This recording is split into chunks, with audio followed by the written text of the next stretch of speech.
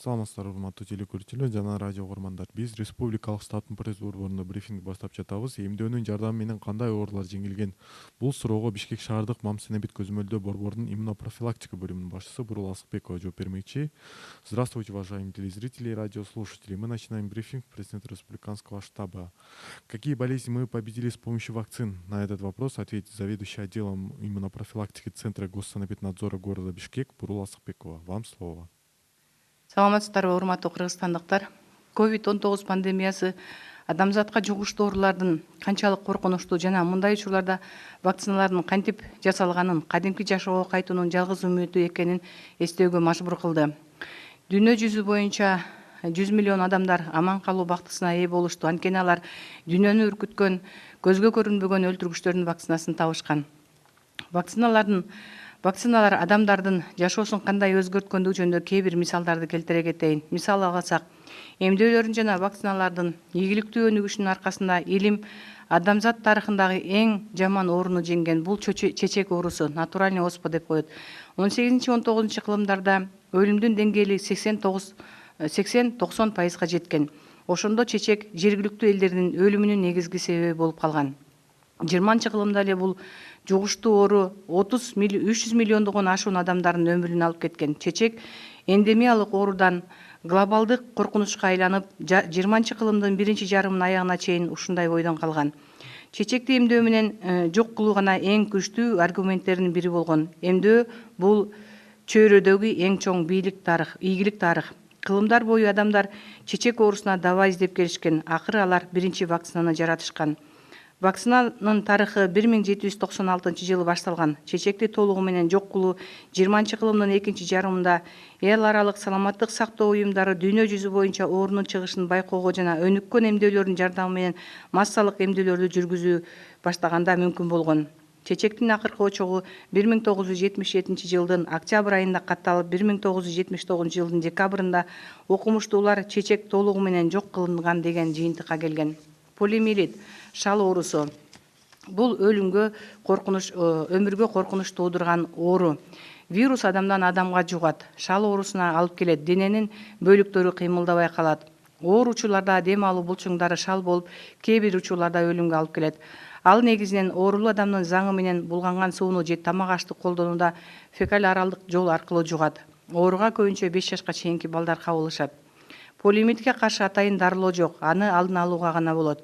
1952 жылы америкалык дарыгер полиомиелитке каршы вакцина жасаган.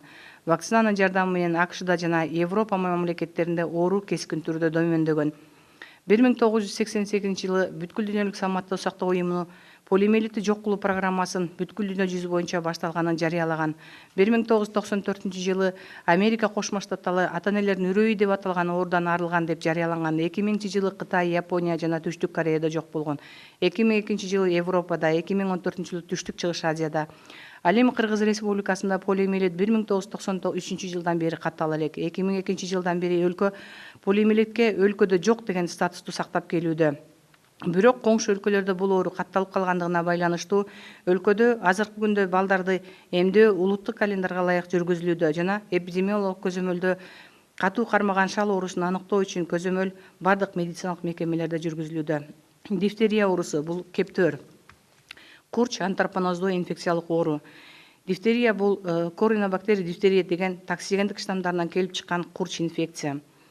Акыркы 20 жыл аралыгында бул оору Кыргызстанда катталган эмес. Анын себеби 1994-1995 жылдарда массалык эмдөө күндөрү жүргүзүлүп, эл арасында иммунитет пайда болгон. Азыркы күндө балдарды жана чоңдорду эмдөө улуттук календарга ылайык жүргүзүлүүдө.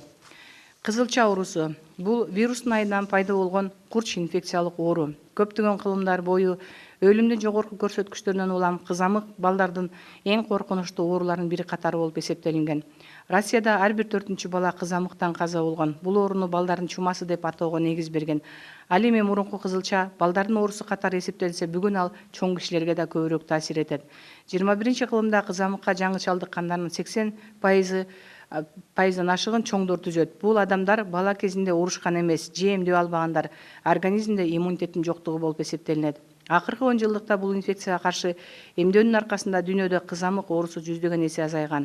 2001-2010 2011-2015 жылдарда жасалган мамлекеттик массалык эмдөө күндөрү жүргүзүлгөнүгүнө байланыштуу бул оорунун катталгандыгы да кескин түрдө азайды. Азыркы күндө балдарды эмдөө улуттук календарга ылайык бул ооруга каршы жүргүзүлүүдө. Жыйынтыгында айтарым, Кыргызстанда колдонулуучу вакциналар бүткүл дүйнөлүк саламаттык сактоо уюмунун талаптарына жана сурооштарына жана GMP эл аралык стандартына жооп берет. Ошондой эле бүткүл дүйнөлүк саламаттык сактоо уюмунун алдын алуу квалификациялоо процедурасынан өткөн. Азыркы күндө коронавирус инфекциясына каршы колдонулуп аткан вакциналар дүйнөлүк саламаттык сактоо уюму тарабынан өзгөчө кырдаалдарда колдонуу үчүн вакциналардын тизмесине киргизилген.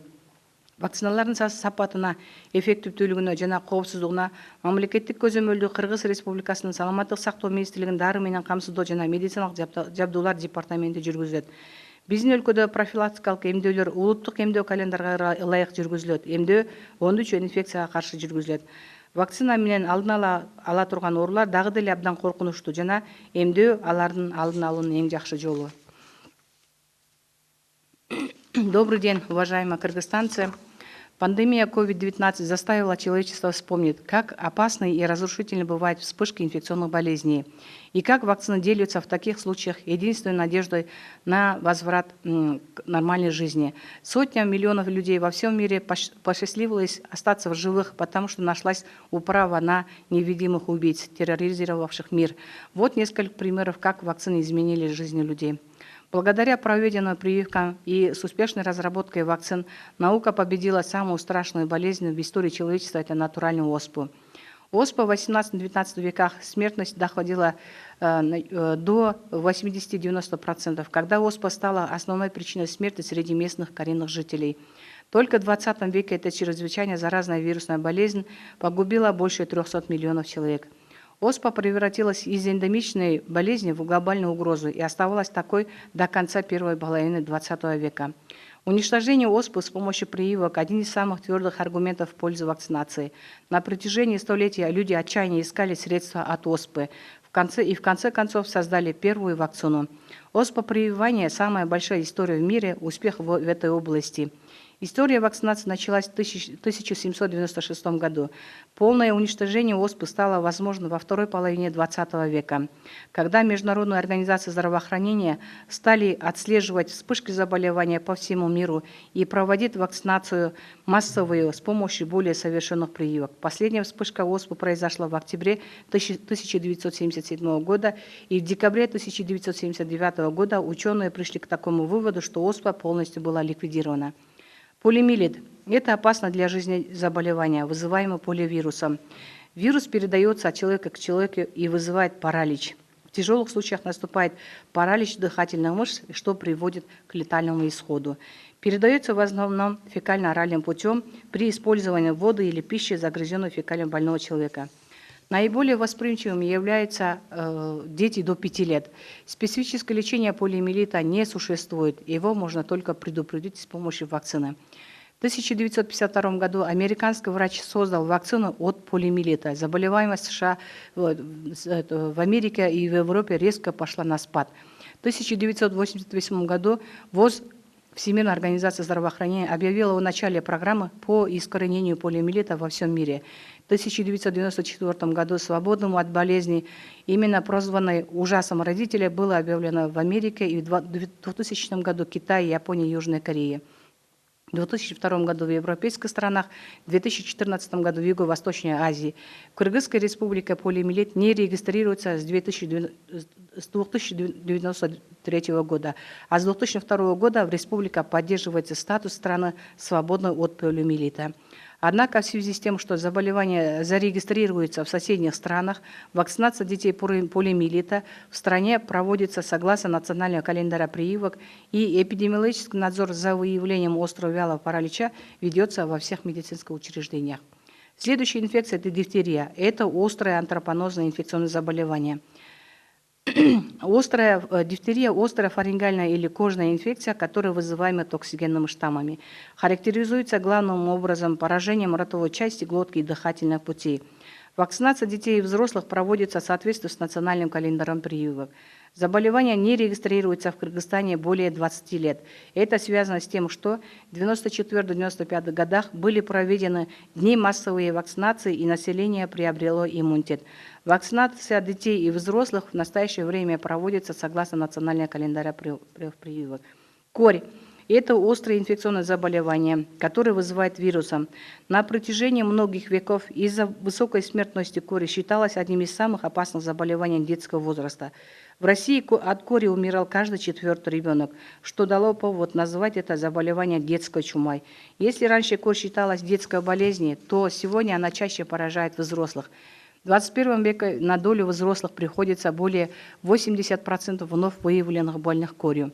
Это те люди, которые болезнь обошла в детство и не позволила выработать к ней пожизненный иммунитет. За последние десятилетия заболеваемость кори в мире снизились сотни раз благодаря проведению вакцинации против этой инфекции. У взрослых, в отличие от детей, корь протекает тяжело и очень часто приводит к осложнениям. Благодаря проведению массовой дней иммунизации в 2001, 2014 и 2015 годах заболеваемость резко снизилась. В настоящее время вакцинация против кори и краснухи проводится согласно национальному календарю прививок. В заключение хочу отметить, что вакцины, применяемые в Кыргызстане, соответствуют требованиям и рекомендациям Всемирной организации здравоохранения и международным стандартам GMP, а также прошли процедуры предварительной квалификации ВОЗ. Те вакцины, которые применяются в настоящее время против коронавирусной инфекции, включены в список вакцин ВОЗ для экстренного применения. Государственный контроль за качеством, эффективностью и безопасностью вакцин осуществляет Департамент лекарственного обеспечения и медицинской техники при Министерстве здравоохранения и социального развития Кыргызской Республики. В нашей стране профилактические прививки проводятся в соответствии с национальным календарем иммунизации.